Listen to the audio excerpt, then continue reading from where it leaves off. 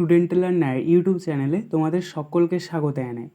আজ আমাদের আলোচ্য বিষয় ষষ্ঠ শ্রেণীর বাংলা বিষয়ের বিভিন্ন স্কুলের প্রশ্নপত্র নিয়ে। তোমরা এই ভিডিওটিতে এই বছরের স্কুলের প্রশ্নপত্র দেখতে পাচ্ছ। তো তোমরা প্রশ্নপত্রটা দেখে নাও। একের দাগের প্রশ্ন দেখো, সঠিক উত্তরটি নির্বাচন করো। 4 × 1 = 4। ক, মরুতটে দাঁড়িয়ে রয়েছে পাইন, পাম না খেজুর গাছ? সঠিক উত্তর হবে পাম গাছ। খ, কুমোরে পোকার গায়ের রং হলুদ, কালো না সবুজ? সঠিক উত্তর হবে কালো। গ, রাখালরা গাছের তলায় শুয়ে কি দেখছে? বাতাস, নৌকা না মেঘ? সঠিক উত্তর হবে মেঘ। ঘ, ঘোড়ার ডাককে কি বলা হয়? বৃংহন, কুহু না হ্রেষা? সঠিক উত্তর হবে হ্রেষা।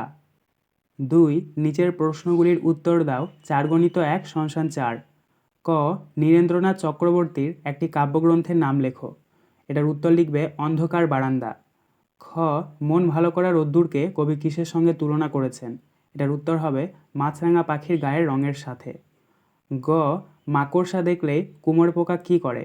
এটার উত্তর হবে মাকড়সা দেখলেই কুমোরে পোকা তার ঘাড় কামড়ে ধরে এবং তাদের শরীরের মধ্যে এক প্রকার হুল ফুটিয়ে বিষ ঢেলে দেয় এবং তাকে অসাড় করে তোলে।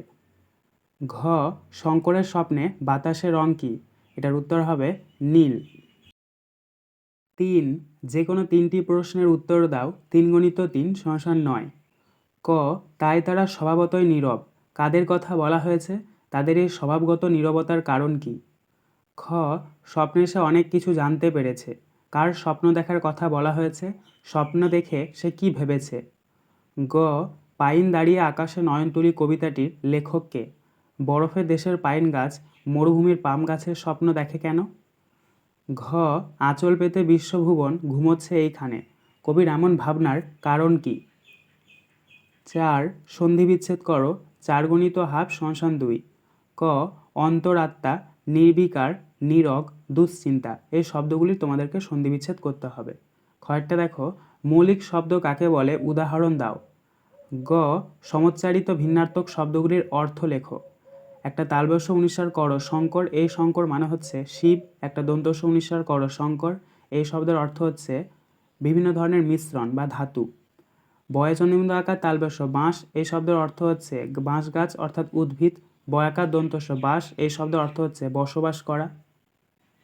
ঘ, পথ পরিবর্তন করো। জন্তু, জন্তু থেকে হবে জান্তব। মুখ, মুখ থেকে হবে মৌখিক। মেজাজ, মেজাজ থেকে হবে মেজাজি। পশু, পশু থেকে হবে পাশবিক। ইঙ, শুদ্ধ বানানটি লেখো। তবে এখানে মরীচিকা রয়েছে, সঠিক মরীচিকা বানান হচ্ছে ম রয় দীর্ঘই চয় হস্যই কয়াকার, মরীচিকা। তারপরে দেখো একের দাগের হযবরল রচনাটি লেখককে? এটার উত্তর হবে সুকুমার রায়। 2, রুমালটা কিসে পরিণত হয়েছিল? এটার উত্তর হবে বিড়ালে। 3, গরম লাগলে কোথায় যাওয়ার কথা বলা হয়েছিল? এটার উত্তর হবে তিব্বতে। 4, উধো বুড়ো ছক্কটাকে 4, উধো বুড়ো হুঁকোটাকে কিসের মতো করে কথকের দিকে তাকিয়ে রইল? তো এটাই ছিল তোমাদের প্রথম পর্যায়ক্রমিক মূল্যায়নের ষষ্ঠ শ্রেণীর বাংলা বিষয়ের বিভিন্ন স্কুলের প্রশ্নপত্র। এই প্রশ্নগুলো তোমরা বাড়িতে প্র্যাকটিস করো।